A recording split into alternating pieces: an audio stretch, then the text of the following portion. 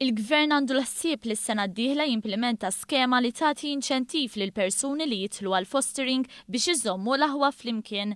Ħabbar dan il-Ministru għall-Familja u s-Solidarjetà Soċjali Michael Farrugia meta nawgura 4 appartamenti fir-residenza ta' Fraddigu fil-Ħamrun.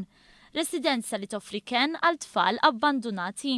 Il-Ministru Farrugia tkellem iktar dwar il-viżjoni tal-Gvern għal fostering. Nkunu qed nippjanaw li nagħtu numru ta' inċentivi għal dawk il-fostering parents li jkunu jridu jieħdu iktar minn tifel jew tifla waħda u meta jkunu jridu jagħmlu hekk allura se nagħtuhom opportunità li jieħdu aħwa. Intant l-4 appartamenti tranġaw permezz ta' ftehim bejn ir-Residenza ta' Fraddigu u l-Aġenzija Appoġġ. Anke dawn l-appartamenti se joffru opportunità biex l-aħwa ma jinfirdux.